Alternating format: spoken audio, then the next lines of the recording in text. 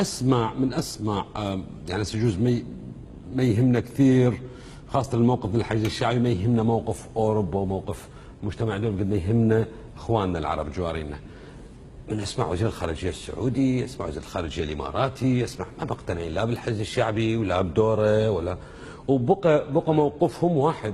هذا دليل على انه اكو عندنا خلل بالدبلوماسيه بيننا وبين السعوديه، بيننا وبين الامارات، نوعا ما بيننا وبين قطر عندنا خلل كبير بالدبلوماسيه. احنا ما مقصرين وياهم بمحاوله اقناعهم، لكننا لا نقف عند حدود كونهم يرفضون. اذا يريد يرفض تحمل مسؤوليه رفضه. احنا مسؤولين عن حجتنا قويه، ارقامنا صحيحه. احنا الان خطابنا يحظى باحترام العالم. بالامم المتحده اجى الحشد الشعبي، في فنزويلا اجى الحشد الشعبي، عدم الانحياز. بجامعه الدول العربيه جبنا الحشد الشعبي. اخر مؤتمر وزراء الخارجيه العرب من رحت كانت اكو عندي 4 ملاحظات، واحده منهم ما جايبين اسم الحشد الشعبي ببيان الختامي اول ما وصلت، واعيد صياغته وجاء اسم الحشد الشعبي. اليوم الحشد الشعبي اصبح حقيقه كمفرده بالخطاب، اصبح حقيقه واقعه، ما كان هذا الا الامس القريب.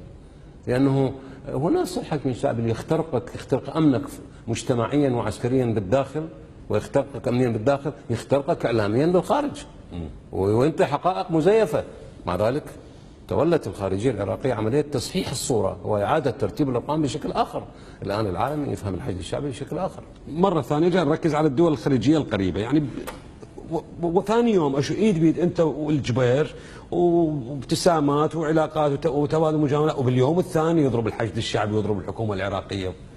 ايش سوت هاي المجاملات والعلاقات؟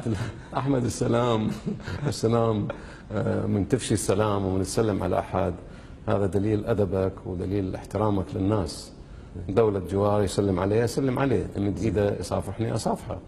بس عندما يشكل السلام عائق انه ما اقدر اقول او اتكلم بلغه خجوله واستحي ان اقول للحشد الشعبي حقيقه واقعه بالارض، وانا ما اسمع احد يسيء لها، والحشد الشعبي كذا والحشد الشعبي الحشد الشعبي مفرده، هو معترض عليه وكذلك بقيه المفردات، مفرده الحشد الشعبي وكذلك بقيه المفردات.